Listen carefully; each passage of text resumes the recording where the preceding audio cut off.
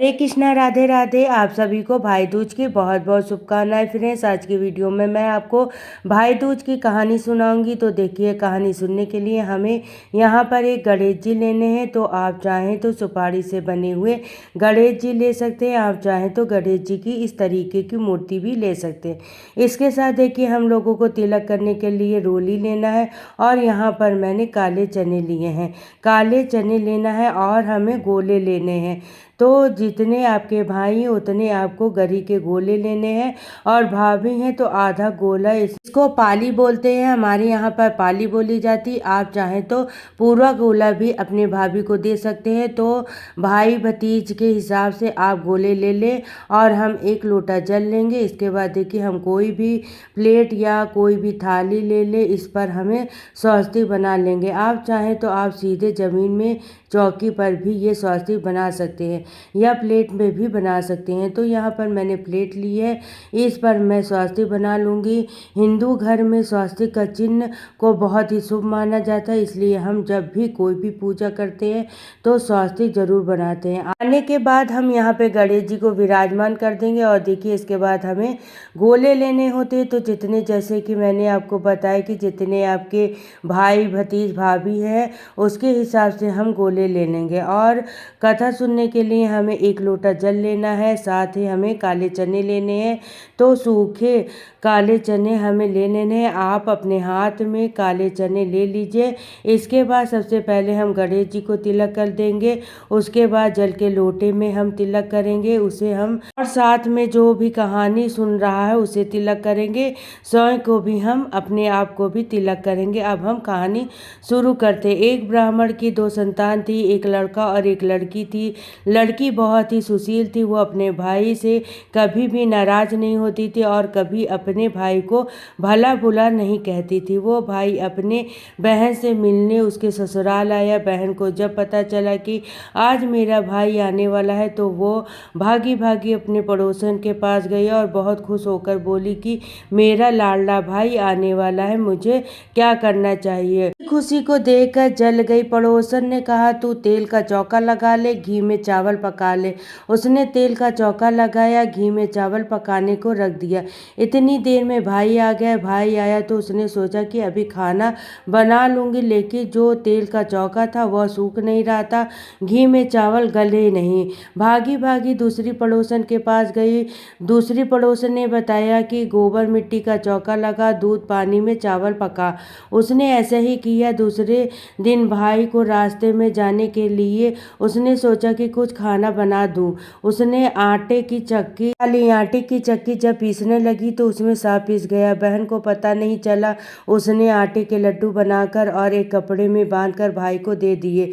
भाई चला गया। भाई के जाने के बाद वो चक्की साफ करने लगी। जब चक्की साफ करने बैठी तो देखा कि चक्की में तो सांप पिस गया, और उसने सोचा कि इस आटे में तो सांप का जहर आ गया होगा, सांप पिस गया है और मैं तो इसे आटे के लड्डू बनाकर अपने भाई को दे दिया है। भाई जैसे ही लड्डू को खाएगा जहर से मर जाएगा। उसका बेटा में ही छोड़कर वो तो भाई के पीछे पीछे भागी भागी चली गई। उधर जाते जाते भाई को भूख लग गई। ये पेड़ के नीचे खाना खाने के लिए बैठ गया। जैसे ही लड्डू खोले, बहन ने आकर लड्डू नदी में फेंक दिए। भाई ने कहा, बहन तू ये लड्डू क्यों नदी में फेंक दिए? मुझे तो बहुत जोरों की भूख लगी थी। वो बोली, नहीं भाई, मैं तो तेरे साथ ही चलूंगी। वो साथ चल दी। अपने भाई के रास्ते में उसने देखा कि कुछ लोग बहुत बड़ी बड़ी सिलाई उतार रहे थे। एक राहगीर से सिलाई के बारे में पूछा तो राहगीर ने बताया कि जो बहन अपने भाई को कभी भी बुरा भला नहीं कहती, अपने भाई से कभी नाराज नहीं होती है, उसकी शादी के समय उसे भाई की मृत्यु हो जाती है, तब उसकी छाती पर ये सिलाई जाएगी। बहन ने पूछा कि जब आप इतना जानते हो तो इसका उपाय भी जानते होगे, कृपा करके मुझे उपाय बताओ। जब बहन ने बहुत ज़्यादा विनती की तो राहगीर ने उसे उपाय बताया कि भाई का सब काम बहन करे और भाई को भाभी को कोसते हुए गाली देते हुए जाए और भाई की जगह पर खुद बैठे तो वो बच जाएगा। वहीं से वह अपने भाई को कोसने लगी, गाली देते हुए पहुंच गई। माँ बाप को बेटी का ये व्यवहार अच्छा नहीं लगा। लगन का दिन आ गया। गया था। विवाह का लगन के समय जब वह घोड़ी चढ़ने लगा भाई तो बहन नाराज हो गई और गालियां देने लगी, घोड़ी चढ़ूंगी। अब सब ने मना किया लेकिन वो नहीं मानी। सब ने सोचा कि चलो इसे ही बैठा देते हैं। वो घोड़ी पर चढ़कर बैठ गई। बड़ी बड़ी सिलाई उतरने लगी आई और पुरुष की जगह नारी को देखकर वापस चली गई। सबको लगा कि ये जरूर कोई ना कोई बात जानती है, इसने तो अपने भाई को बचा लिया। अब बोली कि मैं भी बारात में साथ चलूंगी। सबने मना किया लेकिन वो बारात में साथ गई। बैठोली के टाइम पर वह बोली कि भाई की जगह पर मैं खड़ी होंगी। सबने मना किया लेकिन वो खड़ी हो गई। जब वह तोरण पर पहुंच गई तो जैसे ही वो खड़ी हुई दरवाजा गिर गया। अब सबने सोचा कि भाई का वक्त अच्छा था, दरवाजा भाई के ऊपर भी गिर सकता था। जब फेरे का समय आया तो भाई ने पीछे ढकेल कर खुद आगे बढ़ गई और गंदी गंदी गाली देने लगी। भाई की जगह खुद ही फेरे लिए। सब काम स्वयं करती थी, यहाँ तक कि सुहागरात को भाभी के साथ सोने खुद चली गई। समय आने पर नाग नागिन उसके भाई को काटने के लिए आए। वो तो जानती ही थी नाग नागिन को मारने की तैयारी उसने पहले से ही कर रखी थी। आते ही दोनों को मार कर जेब में रख लिया। 3 दिन के लिए होती रही। जब सारे मेहमान विदा हो गए माँ को उसकी याद आई। जाकर अपनी बेटी को उठाया और विदा करने की तैयारी करने लगी। तब उसने अपनी जेब से मरे हुए सांप को निकाल कर दिखाया और कहा कि ये नाग नागिन मेरे भाई भाभी को डसने के लिए आए थे। मैंने अपनी जान पर खेल कर अपने भाई भाभी के जीवन की रक्षा की।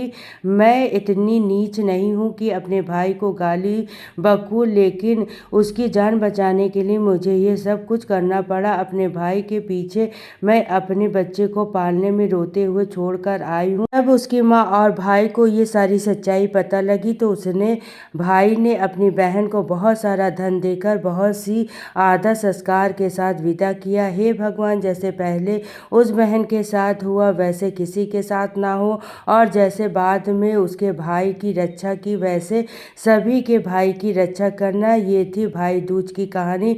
अब हम एक गणेश जी की कहानी कहेंगे। एक बार एक बुढ़िया थी, वो रोजाना गणेश जी की पूजा करती, रोजाना मिट्टी के गणेश जी बनाती, रोजाना गल जाते। बुढ़िया के घर के सामने एक सेठ जी की हवेली बन रही थी। बुढ़िया ने जाकर कारीगर से कहा कि कारीगर कारीगर मेरे लिए पत्थर के गणेश जी बना दो। कारीगर बोला कि मेरे पास इतना समय नहीं है पत्थर के गणेश जी बनाने का, इतनी देर में तो हम अपनी दीवार बना लेंगे, हमारे पास समय नहीं है, आप किसी और से बनवा लो।